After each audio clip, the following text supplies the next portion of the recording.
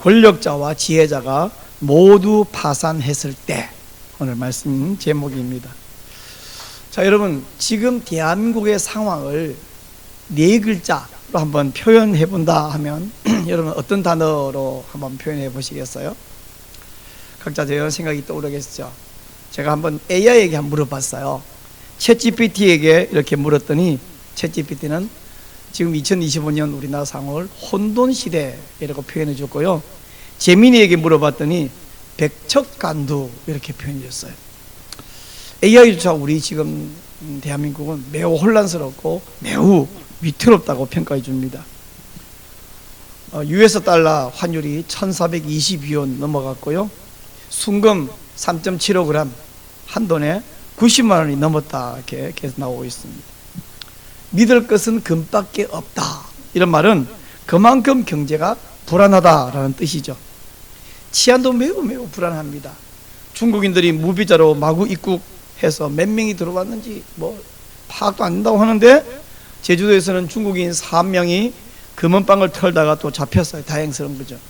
요즘 최근에 장기 적출, 사실 이거 엄청나게 무서운 말인데 그런 말이 막 유행어처럼, 그래서 장기 적출 납치 사건 해서 돌고 있는데, 전국 곳곳에서 하반신만 남은 시신이 발견되었다. 남양주에서, 포항에서, 거제도에서, 태안반도에서, 부산에서, 그리고 10월 17일 날은 충주댐에서 또 발견됐다.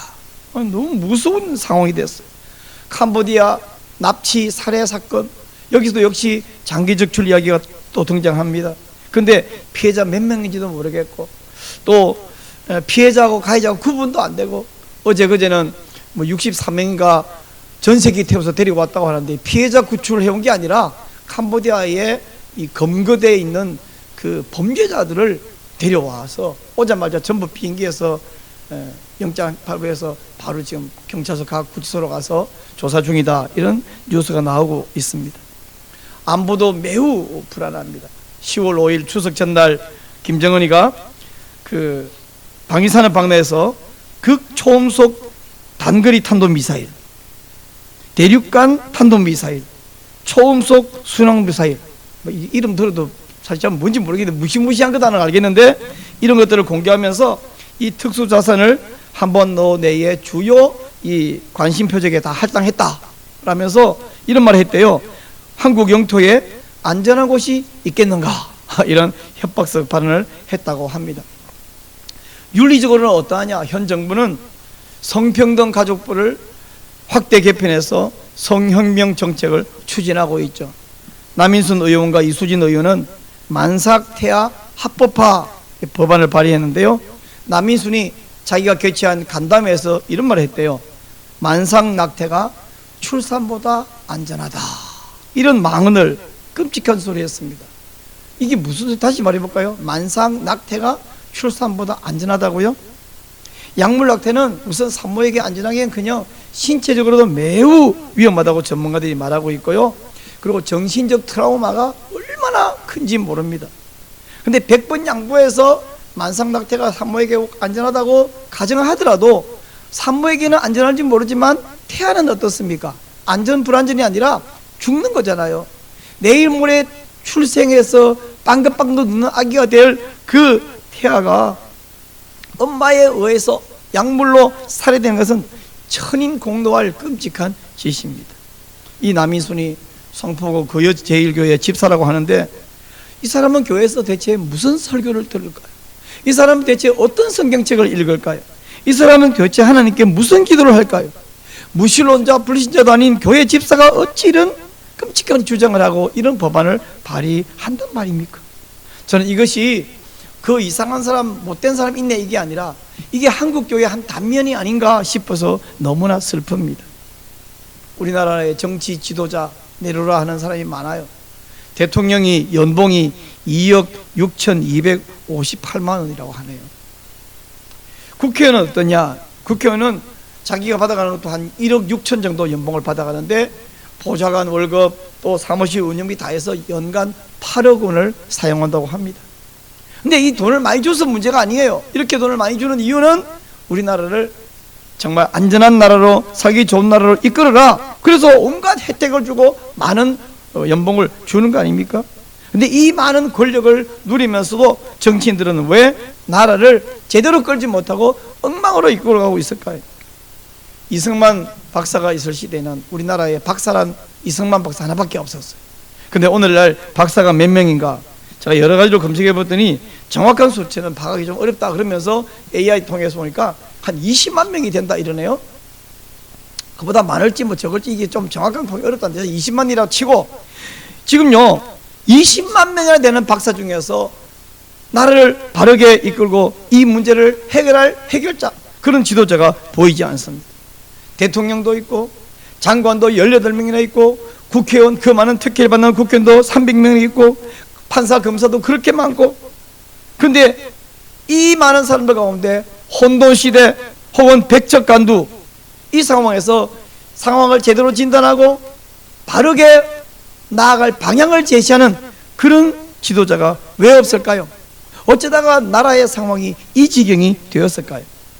정답은 정치 지도자다, 정치 권력자는 모른다는 것입니다. 왜 모르십니까?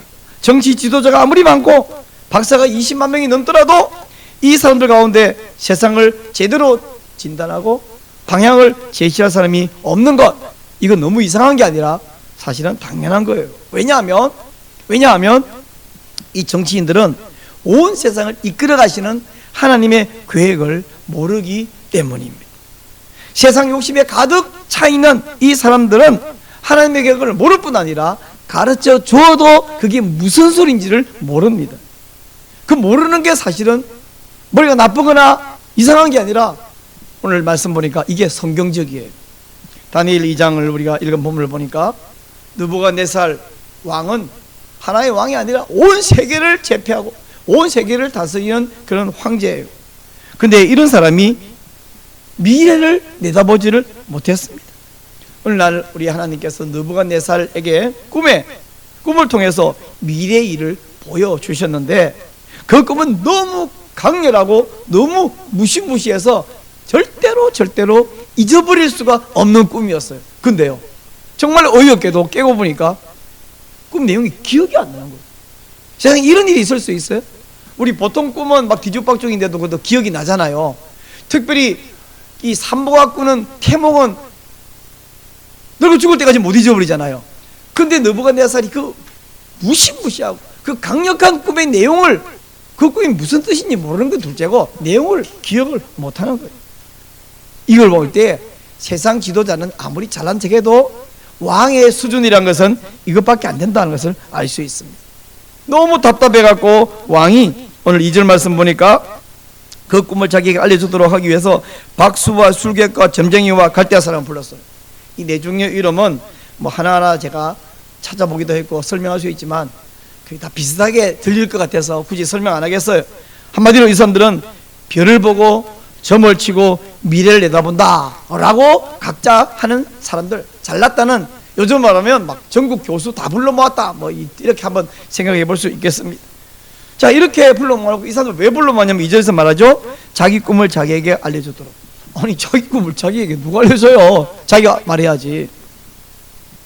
그리고는 이 사람들이 불러모았고 뭐라 하냐면 3절 보니까 그들에게 이르되 내가 꿈을 꾸고 그 꿈을 알고자 하여, 자기 꿈을 알고 싶다는 거예요.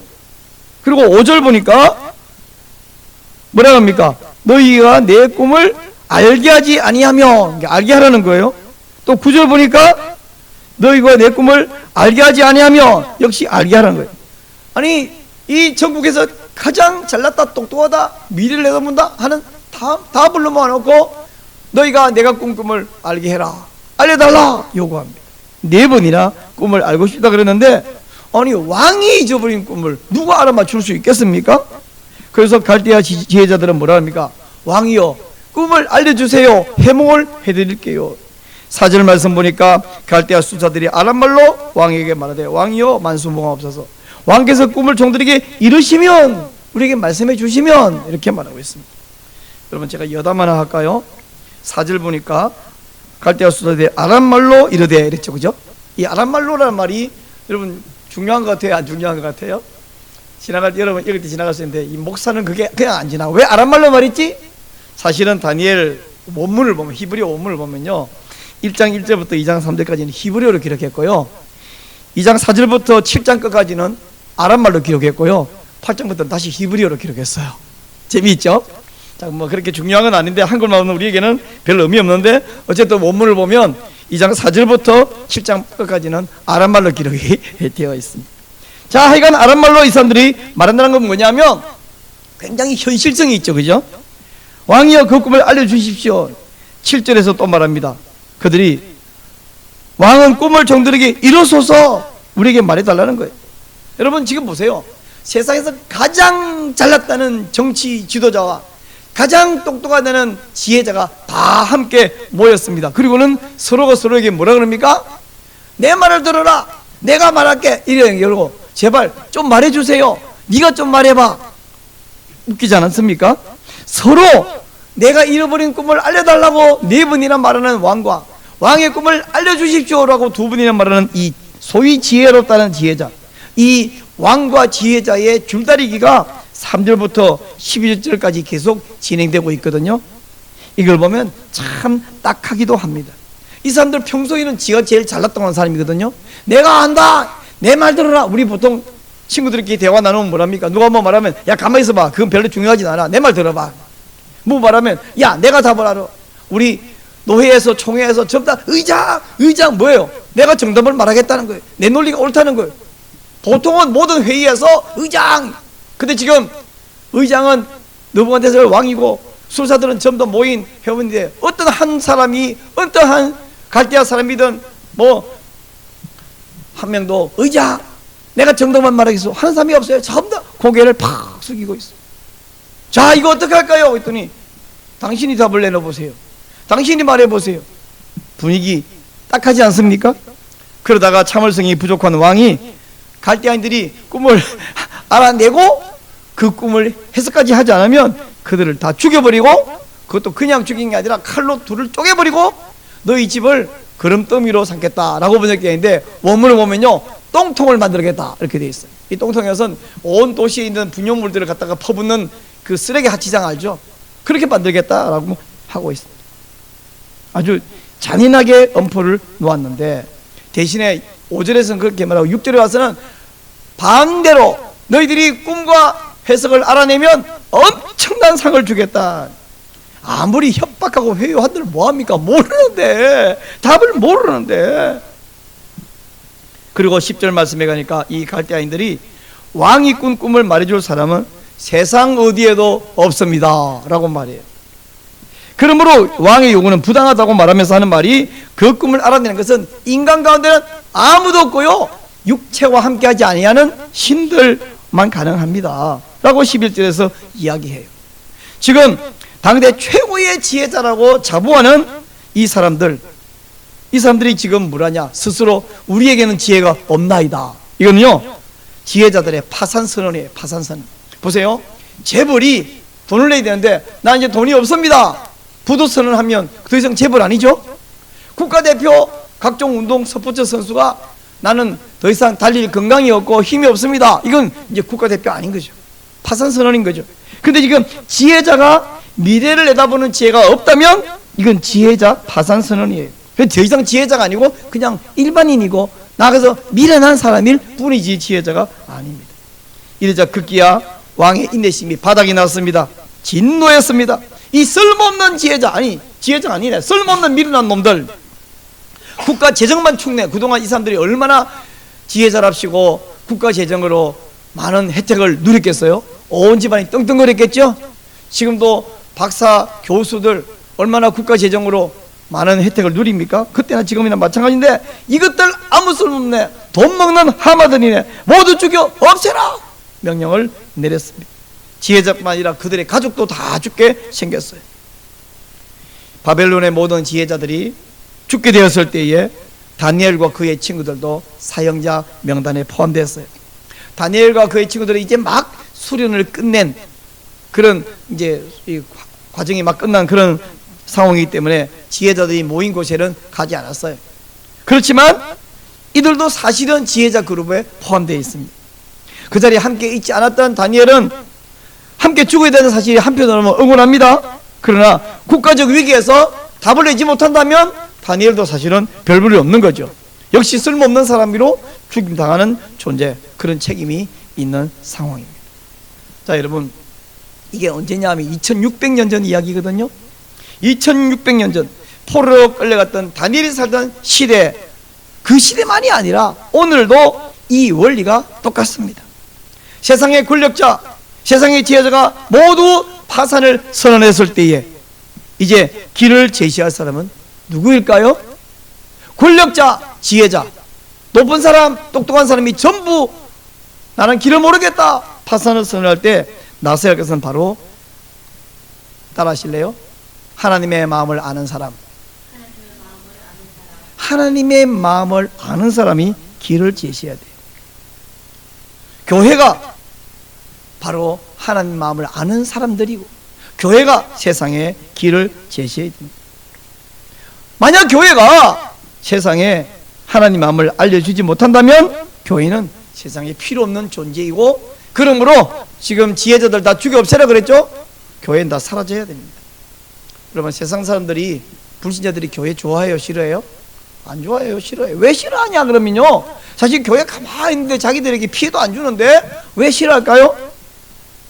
교회가 봉사활동을 안 해서 싫어하나요? 교회가 윤리실천을 안 해서 싫어하나요? 아니요, 교회가 그들에게 길을 제시하지 않기 때문에 싫어하는 거예요. 그렇다면 이 혼란스러운, 제가 서두에 말했죠, 얼마나 안보로, 치안으로, 경제로, 얼마나 윤리적으로 혼란스럽습니까? 이 혼란스러운 시대에 살아가야 할 길이 뭐냐 이 말이에요.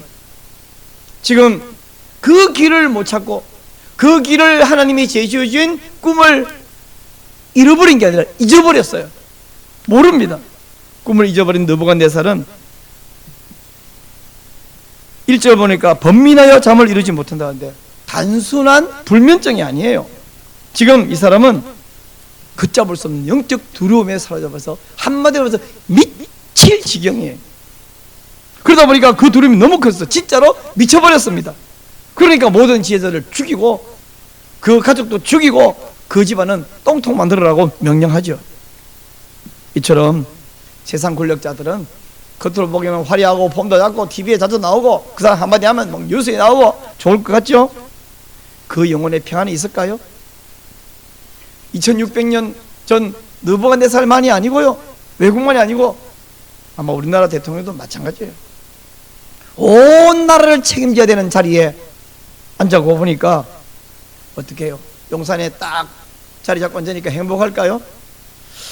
하나님 없이 권력을 쥐인 사람은 그가 누구든지 어느 나라든지 그 왕은 절대로 행복할 수 없습니다. 불안할 것입니다. 아마 대통령이 되기 전에 상상도 못 해본 온갖 괴로움을 당하면서 대통령 된 것을 굉장히 후회하고 있을지도 모릅니다. 야, 괜히 대통령 됐다.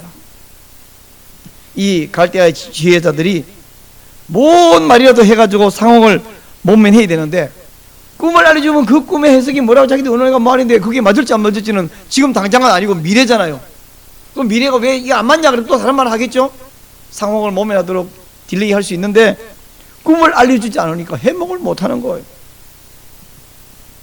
근데 지혜자가 돼갖고 모른다라고 말하는 것은 제가 말한 대로 파산선언이고 스스로 사형선고입니다. 누가 정말 자기들 죽이지 않아도 이 죽은 목숨이잖아요. 얼마나 창피하겠어요. 박사가 돼갖고 모른다는 만큼 창피한 게 어디 있어요. 결국 하나님 없는 지혜란 것은 이름만 지혜이고 사실은 아무 능력 없고 아무 쓸모가 없습니다. 지금 이 최고의 권력자와 최고의 지혜자가 모여가지고 서로 비난하고 있어요.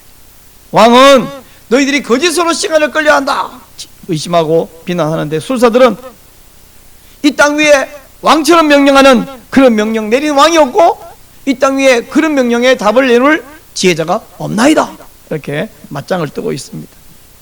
세상 권력자와 세상 지혜자는 서로 원망하고 또 공격하고 무너지는 모습을 여기서 우리가 보고 있습니다.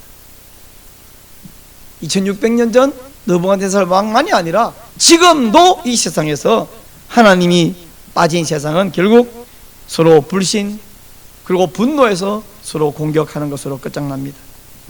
오늘 이 다니엘 2장의 이야기가 굉장히 길어서 끝까지 다 살펴볼 수 없고 13절까지만 살펴보고 14절 이후에 다음에 보게 될 텐데, 14절 이후에 이제 다니엘의 활약상, 아니 우리 하나님의 일하심이 나타납니다. 만약에 요즘은 그런 일이 없는데 옛날에는 왜 성경책 올리다가 찢어지는 경우 많았잖아요. 만약에 성경책이 교묘하게 찢어지기를 14절 요 이유가 찢어가 없다고 가정해 보니까 얼마나 궁금하겠냐. 그리고 다니엘이 얼마나 걱정되겠냐.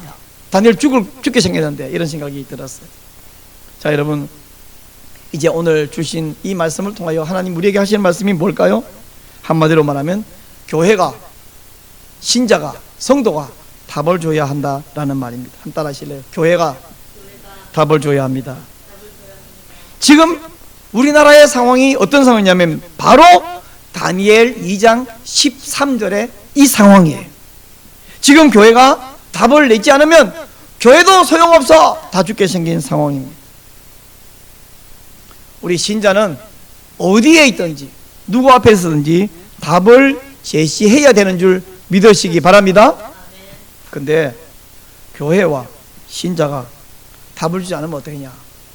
세상 사람들은 저 교회다 소용없어, 다 사라지라고 해, 예배당 때려 부셔버리고 다 저거 흩어버리라고 그래 라고 비난을 합니다.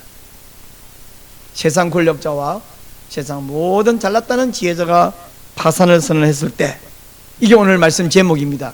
이때 어떻게 되냐? 이제 교회가 나설 차례입니다. 신자가 나설 차례입니다. 여러분 속한 학교나 회사나 어떤 단체에서 그 단체의 장에게, 그 단체에서 잘났다는 지위 있는 사람 앞에서 여러분 답을 제시할 사명이 여러분에게 있음을 믿으시기 바랍니다. 근데 여러분이 아멘을 잘 못하는 이유는, 목사님 말이 여기까지는 맞는 것 같은데요, 답이 뭔데요? 제가 답을, 지혜자들이 모르는 걸, 권력자가 모르는 걸 제가 답을 할까요? 여러분 그 답이 뭐냐면 바로 하나님의 미래 계획을 사람들에게 제시하는 것이 답이에요. 여러분 미래를 제시한다는 이 말에 오해하지 마시기 바랍니다. 뭘 오해하지 말았냐? 우리는 점쟁인 거 아니에요. 그래서 주가가 언제 오르고 언제 내릴지, 언제까지 올라갔다가 또 떨어질지, 언제까지 내려갔다 오를지 그거 알면 돈 벌겠죠?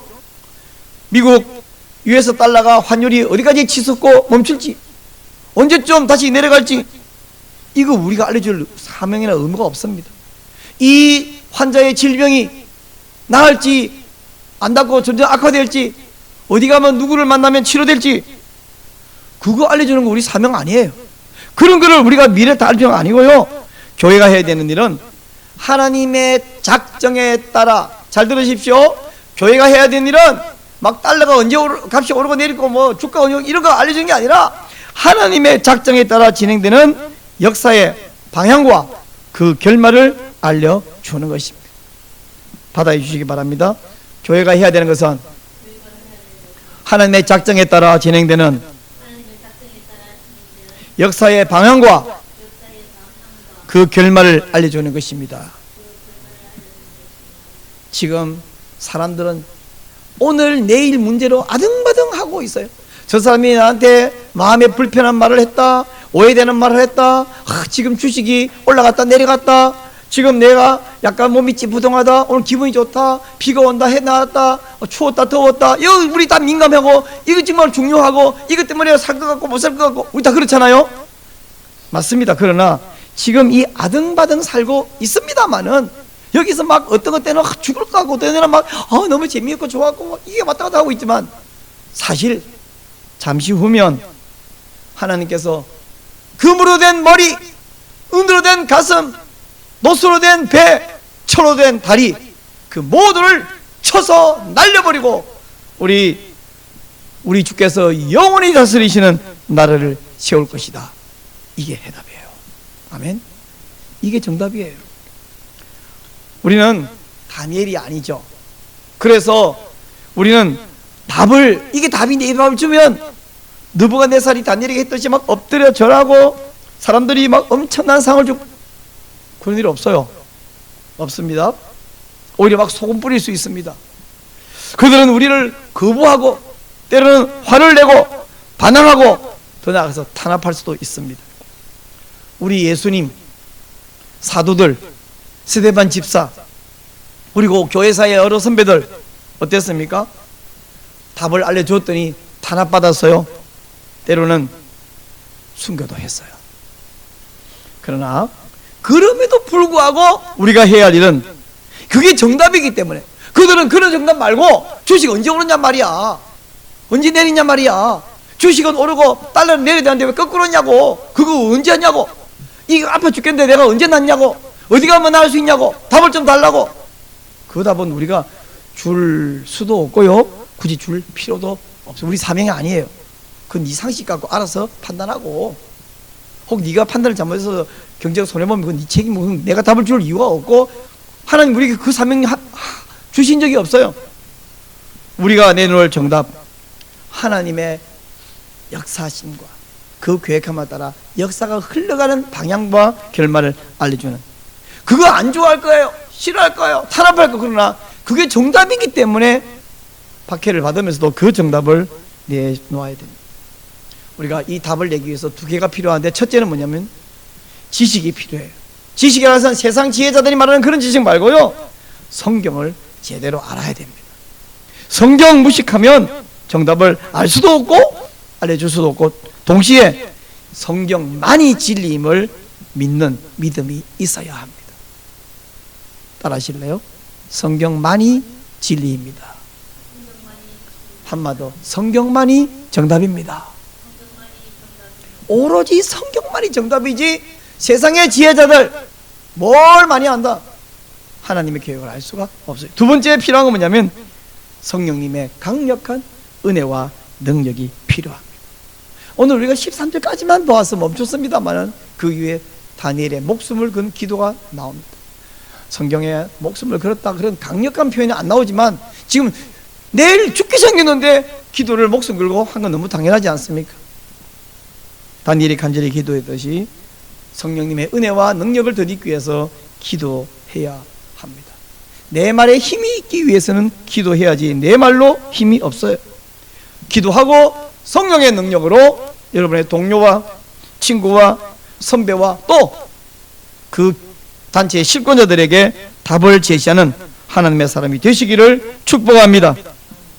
그런데 이런 이야기를 쭉 듣는 여러분 가운데서는 다 좋은 말씀이고 맞는 말씀이고 필요한 말씀이고 알겠는데요, 저는 개인적으로 지금 그것보다 중요한 것이 내 사업 문제, 내 학업 문제, 내 건강 문제가 더 걱정인데요, 목사님.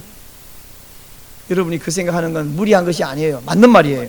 근데 여러분, 여러분의 문제가 사업의 문제, 돈의 문제, 건강의 문제, 학업의 문제 맞는데, 문제가 무엇이든지 해답은 하나예요. 제가 지금 뭐라 그랬죠? 문제가 무엇이든 해답은 하나인데, 그게 뭐냐고?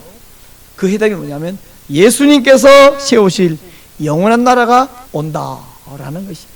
한번 따라해서요. 예수님이 다스리실 영원한 나라가 옵니다.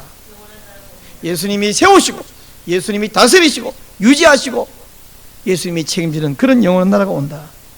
그 사실을 아는 것이 바로 해답이라는 거예요. 바로 여러분이 이 확신을 가지고 여러분의 다양한 복잡한 그 모든 문제를 이 천국의 소망으로 극복하고 그 소망이 충만할 때 여러분은 남에게 답을 제시할 수 있어요.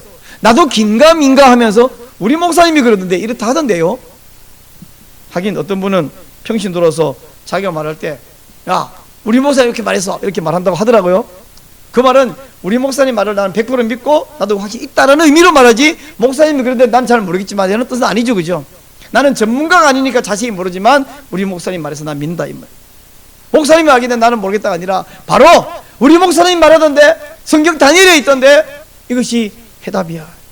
오늘 13절까지만 봤는데 저 뒤에 44절을 한번 볼까요? 다음에 우리가 또 자세히 보겠습니다만은 44절, 이 여러 왕들의 시대에 하늘의 하나님이 한 나라를 세우시리니 이것은 영원히 망하지도 아니할 것이요 그 국권이 다른 백성에게 돌아가지 아니할 것이요 도리어 모든 나라를 쳐서 멸망시키고 영원히 설 것이라. 결국 다니엘은 느부갓네살에게 꿈을 알려줍니다. 꿈을 알려주니까 맞아, 기억났어. 이제부터는 다니엘의 말이 권위가 있죠. 그 꿈이 무슨 뜻인지 해석도 해주었습니다. 그리고 그 해석의 마지막에 가서 하나님이 영원한 나라를 세울 것이라고 결론을 내립니다. 느부갓네살 시대에 사실은요, 미래에 수백 년, 아니 수천 년 후 언젠가 하나님 나라가 영원한 나라를 세울 것이다, 그 사실이 이 바벨로니아에 있는 수많은 문제 해답이 될까요? 안 될까요? 안 돼요. 지금 당장 보세요. 막 흉년이 오면 어쩔까? 외적이 침범하면 어쩔까? 혹은 누가 왕을 배신하면 어쩔까? 혹은 이 권력자들이 서로 싸움하죠. 나라가 반쪽이면 어쩔까? 이 외에 정치, 경제, 안보, 건강, 온갖 문제가 다 있어요. 지금 다니엘이 말하는 이 사실, 혹은 그 거대한 신상에 관련된 꿈 해석이 이 현실 문제를 해결해주는 해답이 되나요? 안 돼요. 그렇지만 다니엘은 이 모든 문제의 해답이 바로 하나님이 세우실 한 영원한 나라가 옵니다, 이걸 답을 제시한 거예요. 지금 국가적으로 AI가 말하기를 혼돈 시대다, 백척간두다라고 말했습니다. 여러분도 거의 동의하시지 않겠습니까? 한국 교회도 문제가 많습니다. 제가 지난주도 이 문제를 이야기했습니다. 개인적으로 여러분 한 가지 고민거리가 많아요. 응답받아야 할 기도 제목이 많아요. 근데 그 모든 종류의 다양한 크고 작은 문제에 대한 해답으로 성경은 말합니다. 하나님께서 한 영원한 나라를 세울 것이다. 한번 따라 하실래요? 하나님께서 한 영원한 나라를 세울 것입니다. 그 나라는 요한계시록이 말합니다. 눈물도 없고 질병도 없고 사망도 없고 애통하는 것이나 곡하는 것이 다시 없는 그런 나라다. 바로 그것이 해답인 줄 믿으시기 바랍니다. 세상 권력자와 모든 지혜자가 답을 모른다. 서로 잘난 척하던 사람이 서로 파산선을 하면서 서로에게 답을 달라고 요구할 때 예수님이 답이다, 천국이 답이다, 이 확신을 가지고 길을 제시하는 여러분이 되시기를 주님의 이름으로 축복합니다.